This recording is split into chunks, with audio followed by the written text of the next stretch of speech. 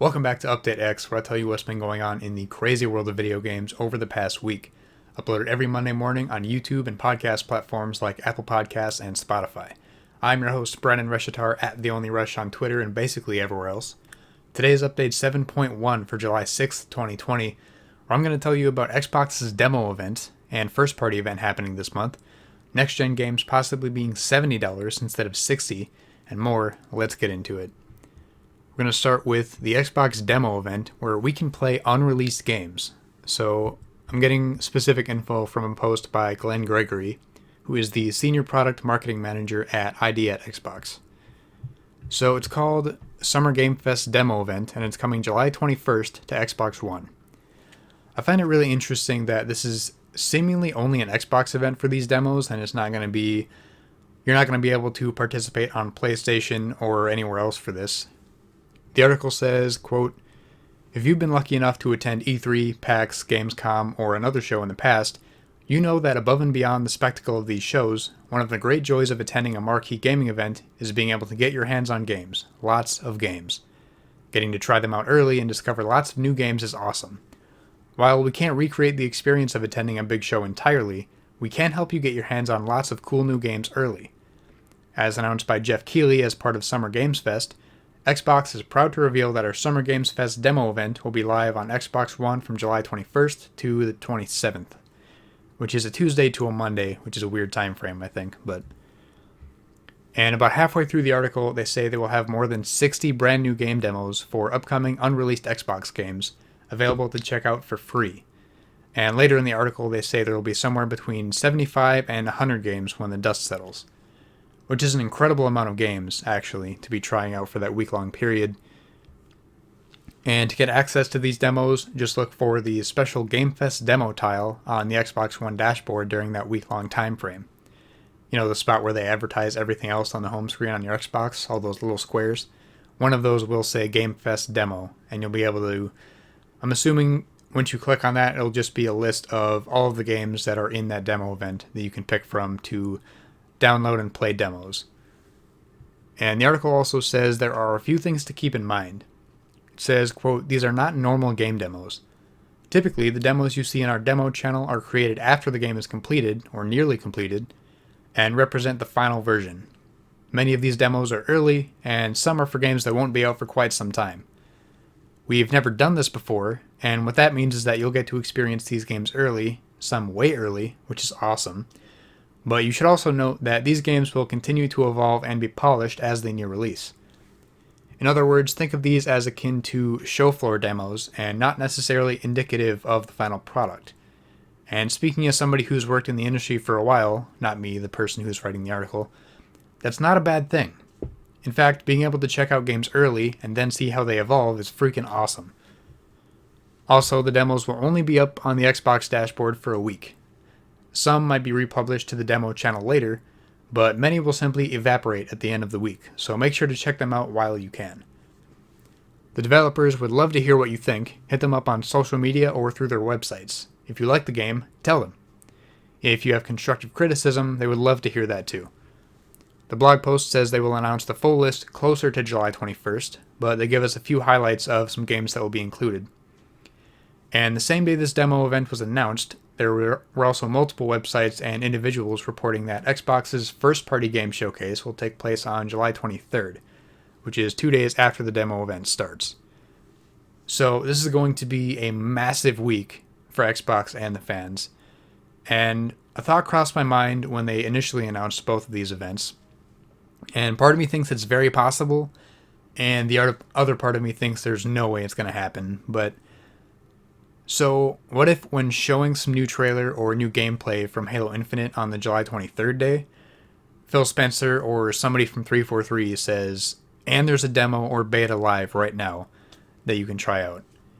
And, I mean, I would lose it. Other Halo fans would lose it being able to play Halo Infinite this month before it comes out in holiday 2020, November something probably. But if they released a demo for Halo Infinite during this week of demos, I think that would be such an incredible move, and I'm not entirely convinced they would, but at the same time, they've done some crazy stuff this year, Xbox has.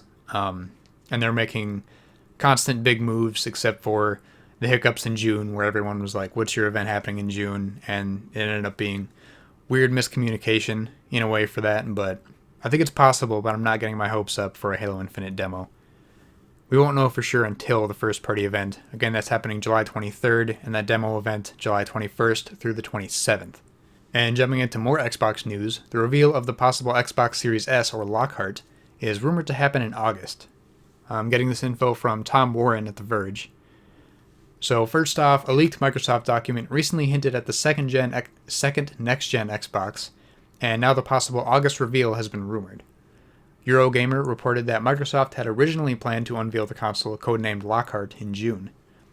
Microsoft has now reportedly moved these June plans to August, and Eurogamer claims the console will be named the Xbox Series S, which, really makes sense. We all kind of assume that. Still not confirmed, but that's just the safe assumption that everybody has. Microsoft has been working on this second, cheaper next-gen Xbox console for months. A Microsoft document leaked last week shed some further light on the company's plans.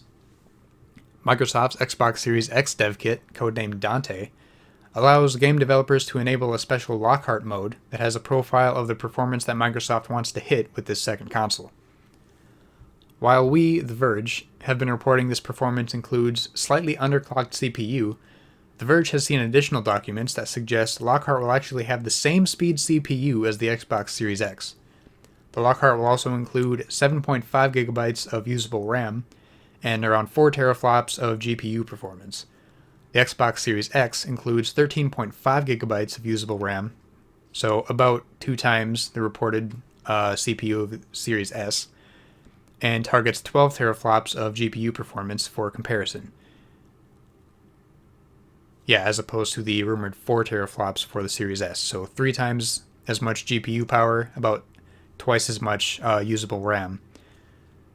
And the Lockhart will also reportedly be a console targeting 1080p and 1440p resolution rather than 4K.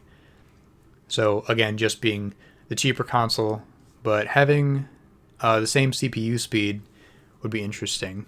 And again, the Lockhart Series S, whatever you want to call it, is not confirmed yet, but it's been this thing that everybody's been talking about since the Series X was announced, essentially. But again, we will have to see next month. I don't think we're going to see any Lockhart news this month. After that, we've got, will next-gen games be $70 instead of $60? Pulling this info from Chaim Gartenberg at The Verge.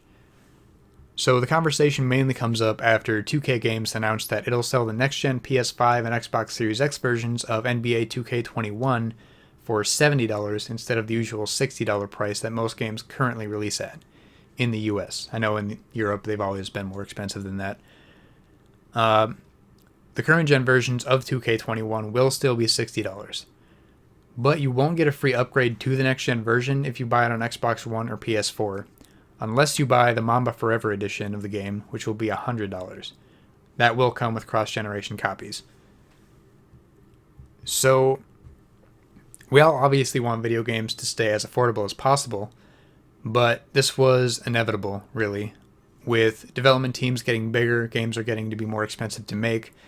If I remember right, the budget for Halo Infinite is $500 million, but that's other factors play into that. But either way, video games are getting more expensive to make, and they can't stay the same price to purchase forever. So this was going to happen eventually. It all makes sense, as much as you don't want to pay more for your games. And it's the least we can do for all the countless hours of hard work the developers put into their games. And on another note, talking about games getting more expensive, that also just brings more attention to the value of services like Game Pass and PlayStation Now. You get all those games with that subscription, and at least for now, the price of the service isn't going up with the price of the games. That's another possibility for the future, but I don't think they would bring up the price for Xbox Game Pass and similar services for at least another year or two, because they're still fairly new. So I think we'll be good on that for a while, but enjoy the increased value of your services like Game Pass as long as you can, because Game Pass is still the best deal in gaming right now. It's such an incredible thing. All the games they keep putting in, especially all the first-party games, like Halo Infinite and Hellblade 2, and all the other first-party Xbox games, which have the potential to be $70 for next gen, but with Game Pass, you won't have to worry about that. So, yeah, if you don't have Game Pass, if you can't afford it, it's understandable, but if you do, amazing deal. After that, we've got Ubisoft having a new Battle Royale game called Hyper Scape. So from everything I've seen and played, it is very different from most Battle Royales we've seen. I'm grabbing specific info from Ubisoft's website. Some descriptions of the game include 100% urban Battle Royale. Explore Neo Arcadia's streets and rooftops for intense firefights, cat and mouse chases, and unprecedented verticality. The game does have a lot of room to go up instead of staying on the ground. That is a really interesting thing they have for this one. There seems to be some platforming, some abilities that let you get on top of buildings with one jump. It's pretty cool, actually. The abilities that you do get, you loot, you pick them up off the ground. You don't just spawn with abilities like Apex or anything like that. There aren't heroes with their own specific abilities. Everything like that you find is in the same places that you find weapons. And the website continues, solo or in a squad, in the streets or on rooftops, loot unique weapons and rule-bending hacks to define your playstyle. So, as I said, you find hacks on the ground just as you find weapons, and some examples of these hacks are the ability to spot enemies through walls, an ability that launches you to rooftop level before letting you do a ground pound move straight back down. But you can also use that just to get on top of a rooftop before it sends you back down for the ground pound move. And there's another one that's just this big protective ball that you can bounce around in for a bit. I don't think it takes much damage before that gets destroyed, but you can bounce pretty high in that if you want to just use it to get to a rooftop quickly. And the website continues, a shifting battleground. Escape the decay that dissolves the city districts, and the decay being Hyperscape's equivalent of the circle or the zone from other battle royales. Adapts to random game-changing effects, and what it means by that is random modifiers that last for, I don't know, maybe 30 seconds or maybe a minute, I'm assuming. Things like infinite ammo, low gravity, those are two of them I've seen so far. And this game is very stream-heavy, meaning people watching streamers play this on Twitch or wherever else, the viewers, if they have a certain add-on or extension, I think, of Twitch, they can vote on which modifier to activate. So the viewers can actually help change the match and implement or vote on which modifier is going to take place in that match, whether it be the infinite ammo, whether it be the low gravity, which is a really cool thing they're adding, I think. I don't think I've seen a game that's done that before. And the website continues, fight to be the last one standing or take the crown and claim victory. So you don't just have to kill everyone else to win. The crown that they were talking about spawns near the end of the match. And I'm pretty sure how it works is getting to the crown and holding it for, one thing I read, I think it's 40 seconds you have to hold the crown. That can get you or your whole squad the win. So even if there's other players still running around, as long as you're holding that crown for 40 seconds, that'll get you the win. And the website continues, an ever-evolving experience with a steady flow of customization options, new gameplay opportunities, and map changes to keep the action fresh season after season. So I'm pretty impressed with how different they've made this game, and I do want to try it out. I did get access to the tech test, which you can do by watching streamers play it on Twitch as long as they have drops enabled, and you have to link your Twitch account with your Ubisoft account, and that'll get you access to the tech test, I think it's called, so it's kind of a beta, I guess, of the game. So far, I've only really messed around in the training room section of it. I haven't actually had time to play a match yet, but I think at some point I do want to check that out and see how it actually goes. I believe the full launch for consoles and PC will be July 12th, the same day as Ubisoft's digital event, Ubisoft Forward. Because I think that's when Ubisoft said they were going to talk more about the game, and either rumored or they said they were going to release it the same day. And I got a new segment in the show I'm calling Rapid Fire Stories, which is a new thing where I just give you short versions of news stories that don't really warrant a full story, I think, but I still wanted to include them in the episode. So I just got a small handful here. First off, Fortnite finally stopped saying it's an early access now, because they've had early access labeled on their game for the past 2 years, and is slowing down development on the Save the World mode. And Cyberpunk 2077 ditches wall running in the game, which was shown in earlier trailers, and they said that was for design reasons. Personally, I didn't even remember that was a thing, so this didn't really do that much for me. And Amazon's free-to-play shooter, Crucible, is going back into a closed beta state after they admitted the game wasn't ready at its launch back in May. Oof. Horizon Zero Dawn is coming to Steam and the Epic Games Store on PC August 7th, with graphics upgrades and more graphics settings. That game is going to look incredible on PC. I couldn't wait. I beat it on my PS4 like a month ago. I was going to wait for it to come to PC, but too late. Also, PlayStation is starting to have more of a focus on indie games with their PlayStation Indies initiative, where their goal is to make PlayStation the best place to develop, find, and play great indie games. It's really good to see them putting more of a focus on that, like they did at the beginning of the PS4 generation. Also, the Crysis Remaster trailer and the game itself are delayed a few weeks, after the trailer leaked early and the internet said it looked very underwhelming for a remaster of a game that's held such high standards back in the day. So, yeah, a little bit rocky for them, but they are taking the time to improve it and do whatever they got to do to make the graphics look more acceptable, I guess, since the internet was not happy with the leaked trailer. And that's it for the news this week. Going on to gaming events that are happening. Devolver Digital is holding an online event which will have new game reveals, release date announcements, and gameplay showcases. That'll be July 11th at noon Pacific time on their Twitch channel. Ubisoft is holding the digital event I was just talking about called Ubisoft Forward, which will have exclusive game news and exciting reveals. That will be July 12th at noon Pacific time. Also, EVO Online, which is usually an annual fighting game tournament which takes place throughout July and was supposed to take place online this year, has been canceled after the event's organizer and CEO, Joey Queller, was faced with accusations of sexual abuse. So, accusations and stories of previous actions like this have been coming up a lot in this industry, specifically over the past week. And it's very sad to see. It's really messed up. But the light at the end of this dark tunnel is that people are now starting to be held accountable for their actions, finally.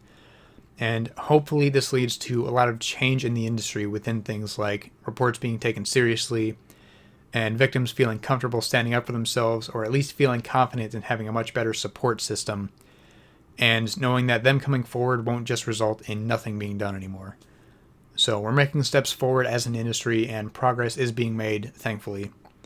I just wanted to take a second to go over that topic for a minute and just explain what's going on in the industry right now, and at least bring light to the fact that people are coming forward finally and people are being held accountable. So, after that focus I wanted to get to for a minute, going on with the next segment. Gaming deals for this week. Today is the last day for Xbox's Deals Unlocked add-on sale, with up to 70% off add-ons and expansions for games like The Division 2, Apex Legends, Ark Survival Evolved, and more. Today is also the last day for Xbox's Shocktober in Summer sale, with up to 75% off games like DayZ, Dead Rising 4, Dying Light, and more. PlayStation has 3 free games instead of 2 this month because it's PlayStation Plus's 10th anniversary. In the month of July, PS Plus members can get Erica, NBA 2K20, and Rise of the Tomb Raider for free. PlayStation still has its mid-year deal going on, with up to 70% off games like The Witcher 3, Red Dead Redemption 2, Assassin's Creed Odyssey, and more. That deal ends July 8th. PlayStation also has a multiplayer days sale with up to 70% off games like The Forest, Battlefield 5, A Way Out, and more. That deal ends July 15th. PlayStation's deal of the week is 80% off Middle-earth Shadow of War. That deal ends July 9th. And Nintendo has a 33% off sale on Children of Morta with its new character update, and that deal ends July 7th. And you can also get 35 to 40% off Jackbox Party Packs 3 and 5 on Nintendo Switch until July 9th.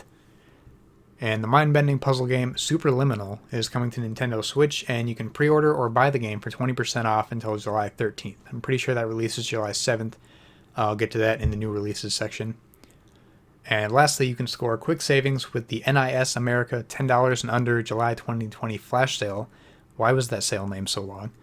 That sale's on games like The Longest 5 Minutes, Penny Punching Princess, La Mulana, and more. That sale ends July 15th.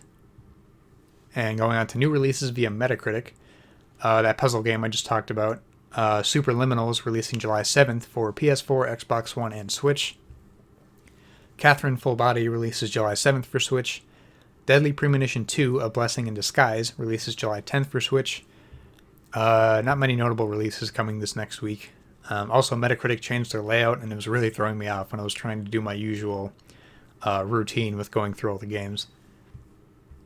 And hopping into what have I been playing, some more Destiny 2, kind of just a steady grind for me to get my light level up.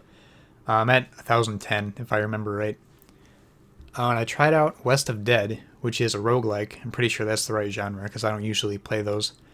It is on Game Pass, which is why I checked it out. I don't usually play roguelikes, but it's on Game Pass again, so I figured why not. And roguelikes are games with procedurally generated levels, so they're kind of randomized rooms and stuff like that, and enemies, and random weapon pickups you can use and just see how far you can get in the string of rooms, I guess.